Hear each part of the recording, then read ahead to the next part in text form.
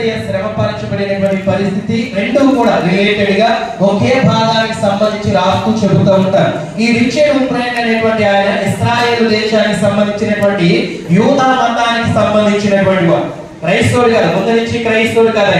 యూదా మతానికి యూదుల్లో పుట్టినటువంటి వారిగా ఉంటే మంచి ఉన్నతమైనటువంటి స్థితిలో ఉన్నటువంటి ఆయన తన భార్య ఈయన కూడా దేవుని చేత నడిపించబడి యేసుక్రీస్తులోనికి రక్షింపబడ్డారు.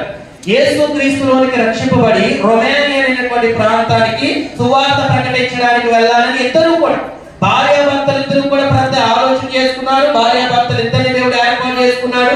మేము రొమేనియా అనేటువంటి ప్రాంతానికి వెళ్ళాలి, దేవుని కోసం నిలబడాలి, దేవుని సువార్తను ప్రకటించాలని యూదుల్లో ఉన్నటువంటి వారు క్రైస్తవులుగా రక్షించబడడం కొంచెం కష్టమైనటువంటి పరిస్థితి.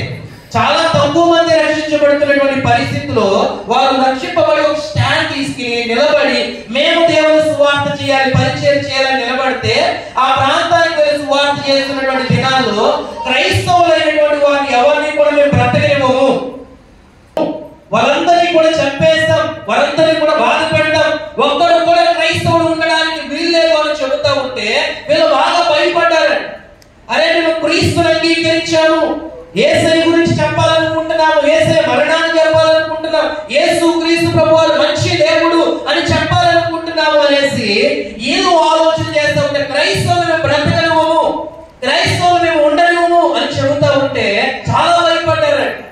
మేము క్రైస్తవులమే, మేము కూడా దేవుని అంగీకరించాం, దేవుని పిలుపు చేత నడిపించమంటామని చెప్పడానికి భయపడితే దేవుని ప్రేరేపణ వాళ్ళని ఉండనవలేదండి. దేవుని ప్రేరేపణ వాళ్ళని ఉండనవలేదు. మీరు క్రైస్తవులే, నిలబడండి నిలబడండి అని చెబితే వాళ్ళు మేము క్రైస్తవులమని ఒక మంచి స్టాండ్ తీసుకుని భార్యాభర్తలు ఇద్దరు కూడా నిలబడి మేము క్రైస్తవులమే, క్రీస్తునే ఆరాధిస్తాం, క్రీస్తునే ప్రేమిస్తాం, క్రీస్తు కొరకే నిలబడతాం, ఆయన మా కొరకు ఎన్నో శ్రమలు అనుభవించాడు, ఎన్నో బాధలు అనిపించాడు, నిజమైన దేవుడు యేసయ్య అని నిలబడితేనట ఎక్కడటువంటి రిచర్డ్ ఉప్రైన్ అనేటువంటి ఆయన్ని జైల్లో తీసుకెళ్లి జైల్లో వేసిరండి. మీకు తెలుసా? ఇప్పుడు కూడా ఒక ఆయన తీసుకెళ్లి జైల్లో వేసి తెలుసా మీకు? అయ్యా అజయ్ బాబు తెలుసా?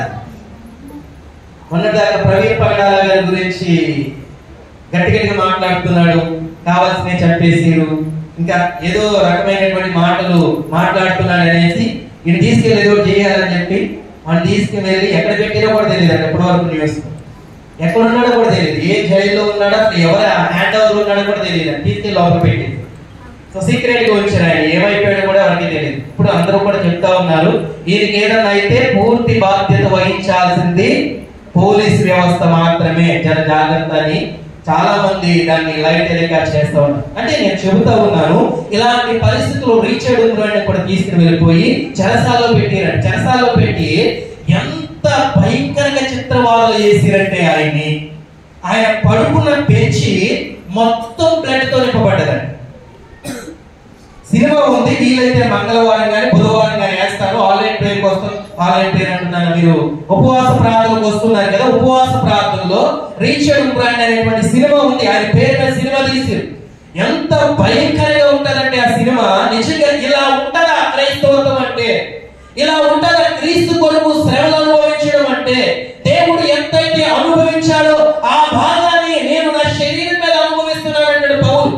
అంత భయంకరంగా చిత్రవాదం చేసి లాఠీ తీసుకుని కాళ్ళ మీద, చేతుల మీద, బాడీ మీద కొడతా ఉంటే బ్లడ్ అంతా కూడా చింది మొత్తం టేబుల్ అంతా అయిపోయింది. మూవీలో ఉంటుంది ఇదంతా కూడా.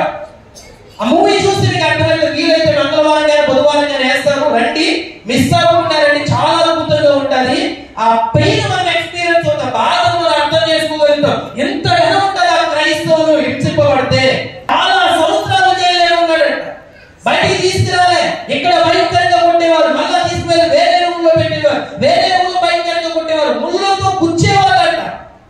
ముళ్ళతో గుచ్చి భయంకరంగా బాధపడితే ఆ ఉన్నదంతా కూడా భయంకరంగా అయిపోయి తన బాడీలో ఉన్న ఎముకలు కూడా, కొన్ని ఎముకలు దానికి ఒక లెక్క కూడా ఉంటది, చాలా రకమైనటువంటి బోన్స్ కూడా ఇరిగిపోయాయంట దెబ్బలు తట్టుకోలేక. బాడీలో ఉన్న బోన్స్ అని ఇరిగిపోయాయంట దెబ్బలు తట్టుకోలేక. అంత భయంకరంగా చిత్రవాదాలు చేశారంట.